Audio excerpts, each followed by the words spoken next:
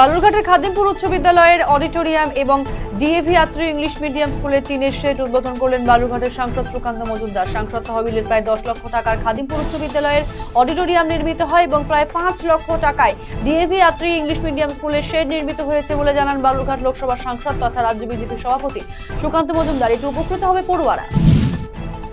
সবুজায়নের বার্তাকে সামনে রেখে বিশেষ উদ্যোগ গ্রহণ করল নিখিল ভারত বঙ্গ সাহিত্য সম্মেলন।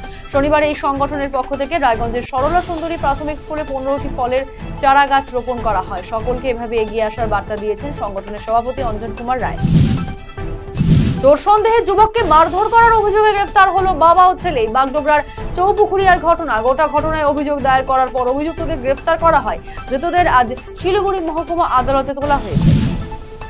সীমান্তের আন্তর্জাতিক নিয়মকে লঙ্ঘন করে বাংলাদেশে প্রবেশের অভিযোগে দীর্ঘদিন জেলবন্দি থাকার পর শনিবার দেশে ফিরল আসামের হাইরাজ আলী ওরফে বাবু এবং আব্দুল কাদের।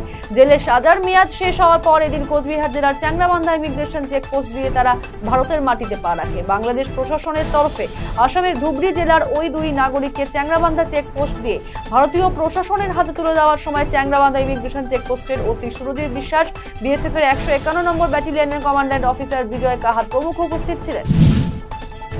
বিজেপির 23 নম্বর হেমদাবাদ মন্ডল কমিটির কার্যকারিণী বৈঠক অনুষ্ঠিত হলো। শনিবার দুপুরে হেমদাবাদের একটি বেসরকারি ভবনে এই বৈঠকটি অনুষ্ঠিত হয়।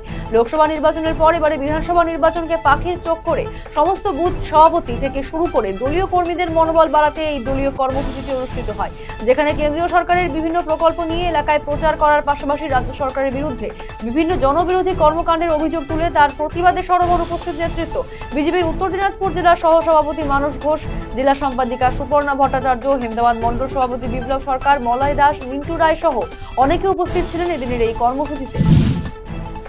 ভারতীয় অঙ্গদান দিবসকে মাথায় রেখে কোচবিহারের মহারাজা Jitendra Narayan medical college and হসপিটালের পক্ষ থেকে কোচবিহার শহর লাগোয়া একাধিক কলেজের ছাত্রছাত্রীদের নিয়ে এক অনুষ্ঠানের আয়োজন করা হলো শনিবার। এই অনুষ্ঠানে উপস্থিত ছিলেন মেডিকেল কলেজের প্রিন্সিপাল ডক্টর নির্মল কুমার মণ্ডল। উপস্থিত ছিলেন কোচবিহার জেলা রোগী কল্যাণ সমিতির চেয়ারম্যান পার্থ প্রতিম রায়। গাজল রেল স্টেশনের সমস্যা খতিয়ে দেখতে পরিদর্শনে এলেন উত্তর মালদার সাংসদ খগেন মুর্মু। উপস্থিত ছিলেন গাজলের বিধায়ক চিন্ময় দেব বর্মনও। স্টেশনের যাতায়াতের বেহাল রাস্তা সংস্কার এবং জল নিকাশি ব্যবস্থার পরিকাঠামোর উন্নয়নে 1,29 লক্ষ টাকা বরাদ্দ করা হয়েছে বলে জানিয়েছেন খগেন মুর্মু। বিদ্যুৎস্পৃষ্ট হয়ে মৃত্যু হলো এক ব্যক্তির। জানা গিয়েছে মৃতের নাম চন্দ্রজিৎ বর্মন। মাথাভাঙা 1 নম্বর ব্লকের জোরপাটকি গ্রাম পঞ্চায়েতের জটামারি এলাকার বাসিন্দা। টিভি চালাতে গিয়ে বিদ্যুৎস্পৃষ্ট হন ওই ব্যক্তি। স্থানীয়রা উদ্ধার করে মাথাভাঙা মহকুমা হাসপাতালে নিয়ে আসে। হাসপাতালের কর্তব্যরত চিকিৎসক তাকে মৃত বলে ঘোষণা করেন। পুলিশ মৃতদেহটি ময়নাতদন্তের জন্য মাথাভাঙা মর্গে পাঠিয়েছে। এক যুবকের অস্বাভাবিক মৃত্যুকে কেন্দ্র করে উত্তেজনা ছড়ালো গাজলের বাবুপুর অঞ্চলের সিংহল এলাকায়।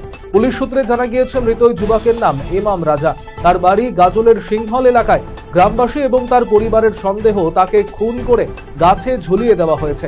পুলিশ মৃতদেহটি উদ্ধার করে ময়নাতদন্তের জন্য মালদা মেডিকেল কলেজ ও হাসপাতালের মর্গে পাঠিয়েছে।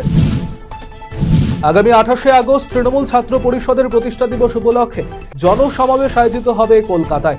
সেখানে মূল বক্তা হিসেবে উপস্থিত থাকবেন তৃণমূল সুপ্রিমো মমতা বন্দ্যোপাধ্যায়। এই সমাবেশে যোগদানে মালদাতে দুদিনব্যাপী কর্মশালার সূচনা হলো শনিবার।